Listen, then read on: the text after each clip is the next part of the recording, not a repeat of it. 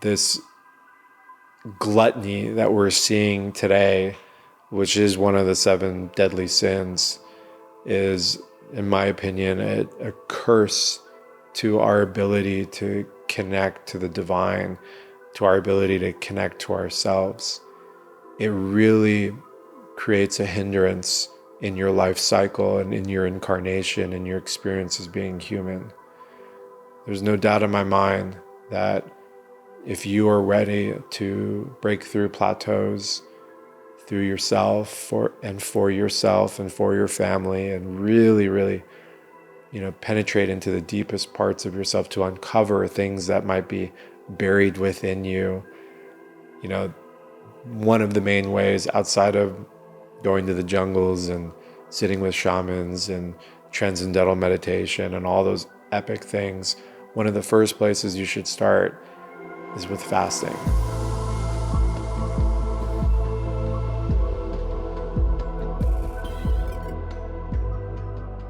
Before we dive into today's exploration of fasting, I want to preface this episode with a disclaimer. The information provided here is for educational purposes only and should not be considered medical advice. Always consult with a healthcare professional before making any significant changes to your diet or lifestyle. Okay, so we're going to get into fasting. The turning off of all things, the shutting down, the rejuvenation, the relaxation, the airplane mode of the body. I've been a big fan of fasting almost my entire life. I remember, eating till my body was going to explode at buffets in Las Vegas when I was 10 years old, and getting so sick off the seafood buffet at Bellagio. And then one day realizing that I never wanted to eat again, which was actually the following day when I got extremely sick in the hotel room. And then from there, the teachings and understandings and the wisdom of both my family and the mentors that came into my life on the importance of fasting, not only for the body, but for the integrity of the mind, for the integrity of the soul, and for the connection to the spirit. The whole thing with fasting and why it's embedded in so many cultures and so many religions and so many spiritual practices is that fasting creates a space of freedom within the body, within the soul, so that you can hear more outside of you and you can feel more. I think we take it for granted what has to transpire through the process of digestion, all of the nuances that occur during the timeline of not only eating food, but even thinking about it and looking at it and smelling it. Our bodies are so dynamic with senses and biochemical responses that the masterpiece of being human really folds into full expression when it comes to food. Now, as we know, food is a time to break bread. It is a time to experience. It is an art form. It's one of the most beautiful treasures of life. I'm not taking that away. If you ask me what is my favorite thing to do, it's to have all my friends over and to prepare meals and to share laughs and talk about experiences through the expression of food. Food is art in its purest form. But what we are talking about is the individual solo trip, the turning off the sound, the smells, the taste, the noise, the digestion.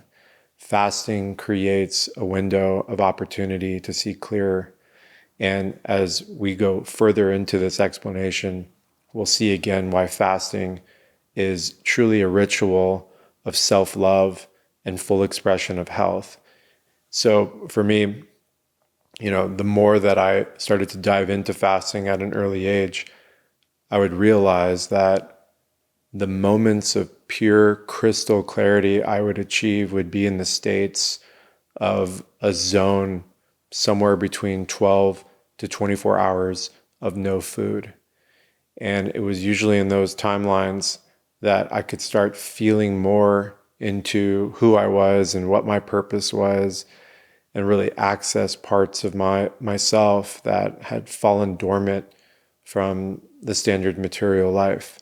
And this was early. This was at age, 16, 17, 18, when your life is crazy. You're getting ready for college.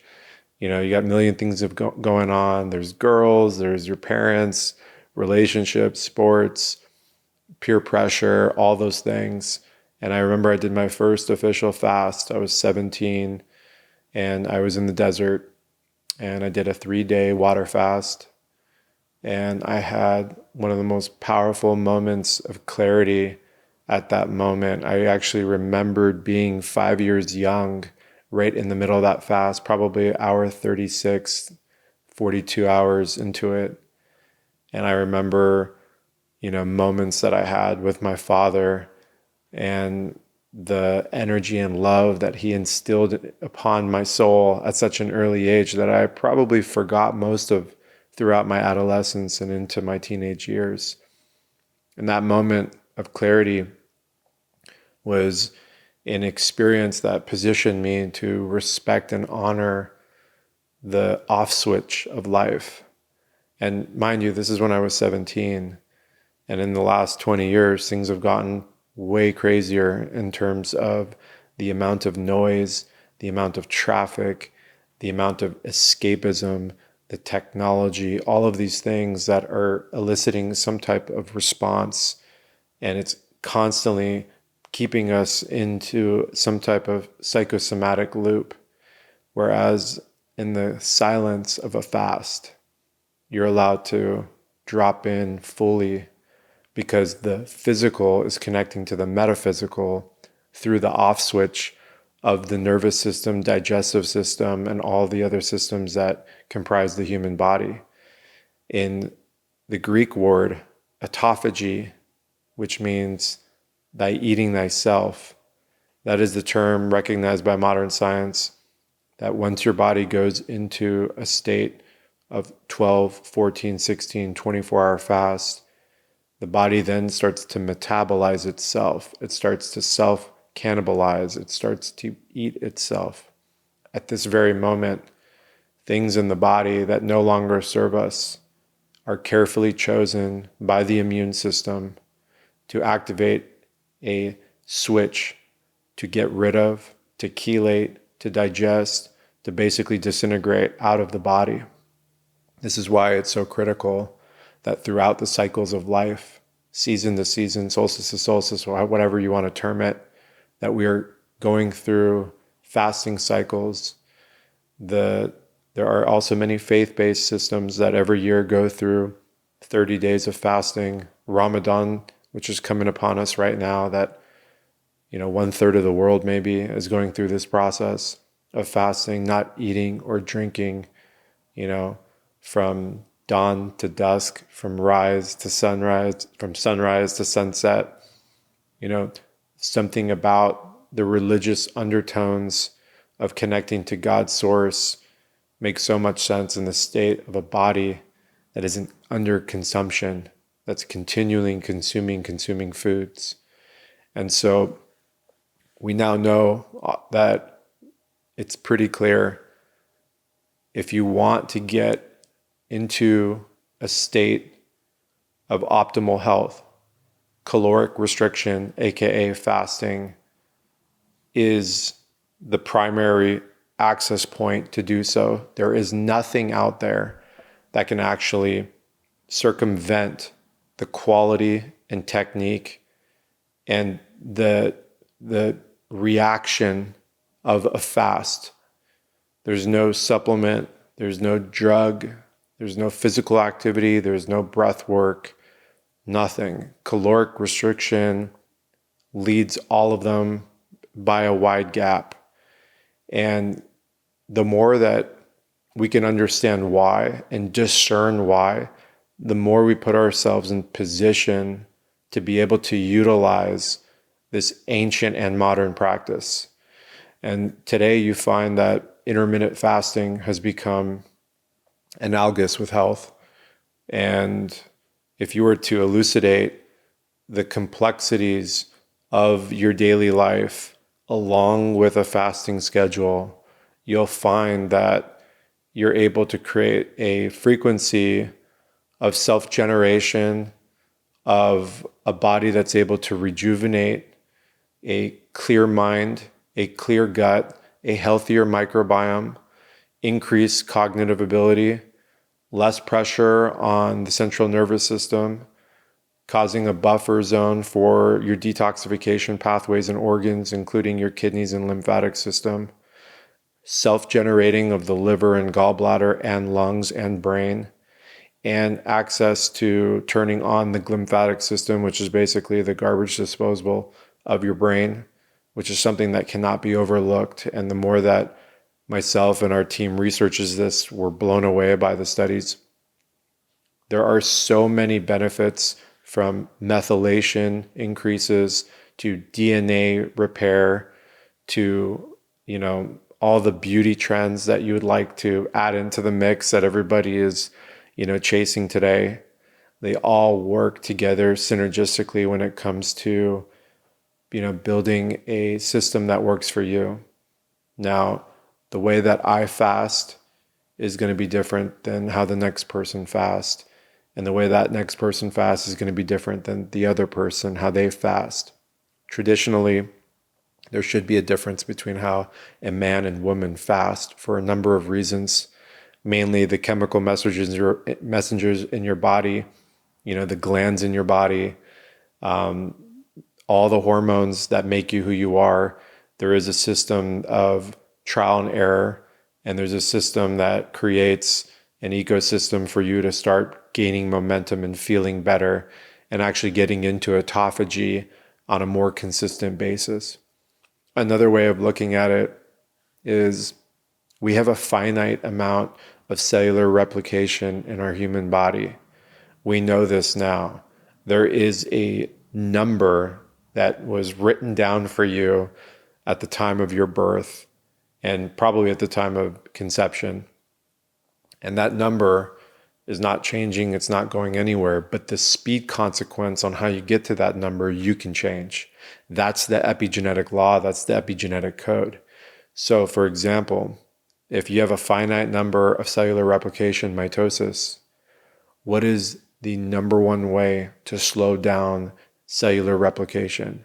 Is it the person who's eating 6, 7, 8, 9 times a day, processed foods, all kinds of foods, eating all over the place? Think about it.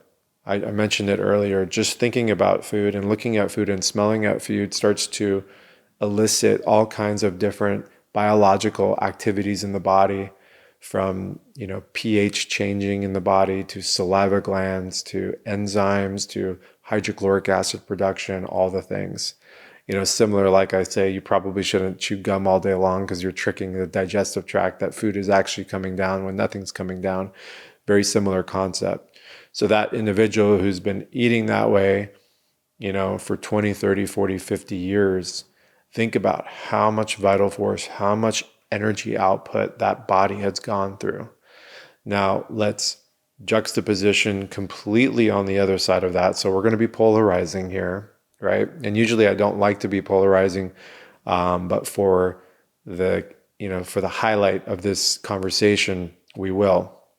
We'll talk about that yogi shaman that's living in Nepal or somewhere in a jungle or somewhere in a cave that's spent a better part of their life in a hibernation mode, maybe eating one meal every couple days.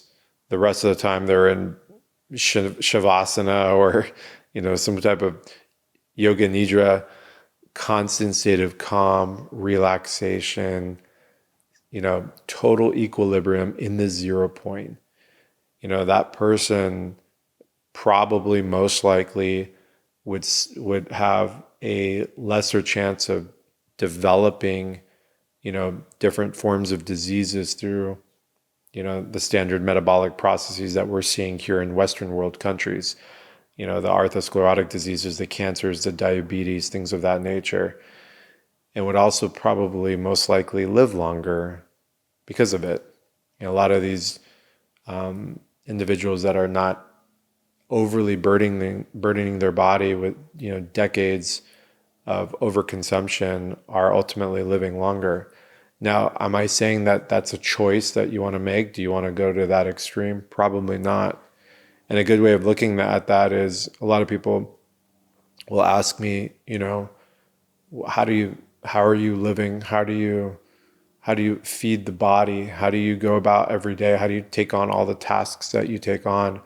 I'm pretty clear with where I'm at in my life. There are moments where I know that my workload and my life load is, going to increase to a high level. Those are the moments that, I might need more output. I might need more energy sources. But at the same time, I'm also very equipped to also realize that the more food that I consume in those moments, the more energy it takes to break all that food down, to digest it, to assimilate it, and then ultimately to evacuate it.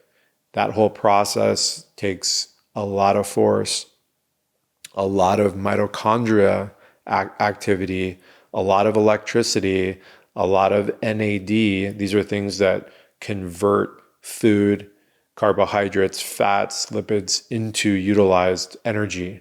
At the end of the day, what are we? We're solar panels. You and I and the tree outside, we're harnessing the power of our elements. We're harnessing the power of the radiation from the sun. We are turning light through the process of photosynthesis into converted energy. That's how plants do it. In fact, the atomic structure of hemoglobin and chlorophyll are almost identical. The only difference is there's a magnesium and there's an iron in us. That's the difference between us. So we're not separate from the way nature gathers its main abundance of resource. And so my thing is that if you want to have a strong, fit, athletic body, you don't have to succumb to the idea of consuming, crazy amounts of calorie loads and doing them, 5-6 times a day. In fact, you can find a couple windows that work for you. For me, I was teaching intermittent fasting and breaking your fast at 2 p.m. and, finding that small window from 2:30 to 6:30 at night. That was a methodology that I was using for quite some time, and it was working great for me. I've since changed that to breaking my fast earlier in the day after I hydrate and mineralize, somewhere around 10:30 a.m., 11 a.m., and I'm having my largest meal of the day first thing. The more I researched it and more that I did trial and error on myself, I realized that by consuming most of my proteins and fats earlier in the day, I'm able to digest them better, utilize that information from the food, and go about my day, with focus and with my true north shining high. And then ultimately lowering the amount of food as the sun makes its declination, further west towards Hawaii. I'm starting to drop off the food intake. And as I go to sleep, I'm more in a fasted state. And so with fasting, I'm a big supporter of the ideals of Ayurveda. I believe that we put out a solo cast on the Ayurvedic perspective on sleep, which really comes down to fasting, all of the qualities of the phases of sleep. I'm not talking about delta or theta or any of those. I'm talking about the phases of detoxification throughout the night that actually correspond with those waves, those phases of sleep modes. And so all of that, for the most part, won't go into initiation of cleansing throughout the night. If you go to sleep with, a GI tract that's loaded with food that's slow digesting and the body is trying to break it down, it will actually hinder or inhibit the body's ability to go through the cleansing process throughout the night, which is another reason why fasting, again, is going to be your best friend. I think another way of looking at it is just look at your health right now currently. Are you insulin resistant? That seems to be one of the leading causes of issues today is, we're just spilling too much insulin in the body, and it's this constant, up and down. That's why a lot of people are switching over to a mainly ketogenic lifestyle. I follow a ketogenic perspective, but I don't believe we should be living in ketosis. But I do prefer a higher fat, higher protein diet, and I eat my carbohydrate fruits and veggies around my workouts and around my movements so they're utilized. Another thing with fasting is it's going to help that metabolic system, but it's also going to help, you know, the way that your mind operates, the amount of clarity that you can have in your mind. Whenever I'm in a fasted state, it's almost like all the different levels of genius start to pop out, and I'm able to access points that, sometimes might be a little bit more difficult for me to penetrate in my forms of thought. BDNF alpha is it's a compound that is produced in the brain, and it's serves as almost as an antioxidant buffer system for the brain, which is really critical to produce. And the more we're in a fasted state, the more that can be achieved. Another thing is this whole anti-aging thing. Well, when we're in a fasted state, the pituitary has the ability and gets the switch to turn on the production of growth hormone. Growth hormone is needed to keep us young. It keeps us fit. It keeps us hydrated. Keeps us supple. It allows the body to expand and morphogenically expand. It allows us to have an anabolic activity in the body as well. It increases the metabolic rate. It burns, visceral fat. It keeps us supple again. These are things that we want. It keeps us young. It allows us to sleep better, things of that nature. So that's another added benefit of fasting. I think fasting is just one of those things that the more that you experience it yourself, the more that you're going to find your profound, magical, magnetized relationship to it. The thing with the common nomenclature around fasting is people are scared to do it, and it seems like suffering, like fasting is suffering. Well, food without thought is suffering, in my opinion. And, this gluttony that we're seeing today, which is one of the 7 deadly sins, is, in my opinion, a curse to our ability to connect to the divine, to our ability to connect to ourselves. It really creates a hindrance in your life cycle and in your incarnation and your experience as being human. There's no doubt in my mind that if you are ready to break through plateaus through yourself for yourself and for your family, and really, really, penetrate into the deepest parts of yourself to uncover things that might be buried within you. One of the main ways, outside of going to the jungles and sitting with shamans and transcendental meditation and all those epic things, one of the first places you should start is with fasting. Let the body breathe. Let the body recognize who itself is. Let the body find its internal peace by being with itself. You owe it to yourself, and you owe it to everyone around you to be able to have this in your toolbox. And I'm excited to go deeper on this. I think the next one that I'm going to talk about is going into the specific health studies around fasting and caloric restriction. And the clinicals on them are off the charts, and they're really, really exciting. I'll leave you with this last one because it's pretty cool. Our immune system and other parts of the body, at some point, because of the Krebs cycle being broken down or not being communicated properly, things start to go senile. Now, a senile system in scientific terms is called senescence. It could be immunosenescence. It just means that the cells there have not turned to cancer, but they've stopped doing what they're supposed to be doing. So, your white blood cells, your natural killer cells, those are the cells that go after cancer.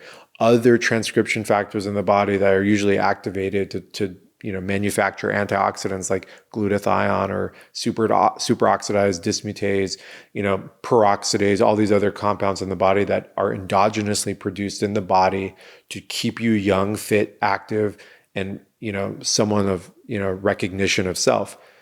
So it's interesting that the high consumptions of foods, constant foods, not giving your body a break, leads you towards a senescent system. And what we found now is that through caloric restriction and the procedure of autophagy and the process of apoptosis, which is programmed cell death, which is what we want. We don't want things to just stop working in the body. That's where the disease starts happening. That's the autoimmune problem. That's the lack of communication. That is the lack of, networks being able to relate to each other and to be able to send messages to each other so they can work together symbiotically. Fasting seems to alleviate and wake up the senescent cells in the body.